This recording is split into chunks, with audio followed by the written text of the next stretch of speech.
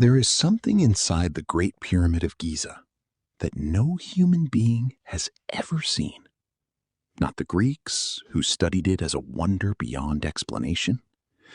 Not the Arab explorers, who broke into it in the 9th century, tunneling blindly through stone. Not even modern scientists, who have spent decades mapping every known passage. For 4,500 years, it remained hidden. Not lost, hidden. And there's a difference. Because lost means forgotten. But hidden means someone made sure it wouldn't be found. The Great Pyramid is the most studied structure in human history. Every inch measured, every chamber mapped, every theory debated. And yet, in 2017, for centuries, we believed we understood the Great Pyramid. 3 chambers, a descending passage, an ascending passage, the Grand Gallery, the King's Chamber, the Queen's Chamber. A structure of precision so advanced, it still challenges modern engineering. 2.3 million stone blocks, some weighing over 80 tons, aligned to the cardinal directions with near-perfect accuracy. Built without steel, without machines, without modern tools, and still more precise than structures built today. But here's the problem. If we understand it, why does it keep surprising us? Because in 2017, muon scans revealed something massive above the Grand Gallery. Not a crack, not a gap, a structured void, at least 30 meters long, with geometry that mirrors the most important passage inside the pyramid. That is not random. That is design. Which means whatever this structure is, it was meant to be there, but not meant to be seen. While the world was focused on the big void, researchers kept scanning. And what they found next was even harder to explain.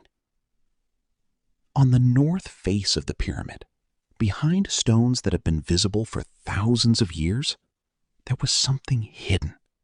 A corridor, 9 meters long, 2 meters wide, 2 meters tall. Not symbolic, not structural, human-sized, walkable, but completely sealed. No entrance, no record, no mention in any ancient text. Which means no one who studied the pyramid ever knew it was there. So researchers made a decision. They drilled a hole 6 millimeters wide. And through that microscopic opening, this is where things stop being normal archaeology. Because sealed doors inside pyramids are not new. They've been found before, but never like this. Previous shafts were narrow, barely 20 centimeters wide, too small for a person, possibly symbolic pathways, possibly structural features. But this is different. This is a corridor built for movement, for access, for intention. Someone walked through this space, and then someone sealed it from the outside permanently. Which means one thing. Whatever lies beyond that door was meant to be hidden, not protected, hidden. And that distinction matters, because protection implies value, but concealment implies something more, something deliberate, something final. Now understand this.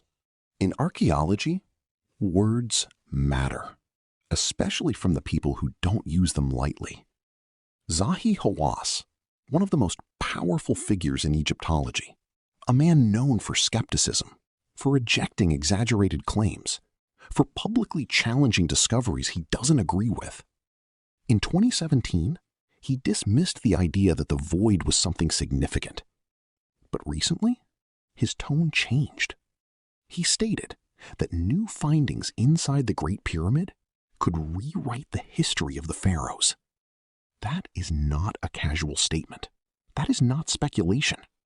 That is a signal. Because when someone like Hawass speaks like that, it usually means one thing. Something has been seen. Not publicly, not confirmed, but enough to change the conversation. Khufu, the man who built the Great Pyramid, the most powerful ruler of the Fourth Dynasty, the architect of the largest structure humanity would build for thousands of years. His body has never been found. The king's chamber, believed to be his final resting place, was empty. No mummy, no treasure, no definitive proof of burial. For years, we assumed it was robbed, that thieves had taken everything. But here's the problem. Robbers take what they can find.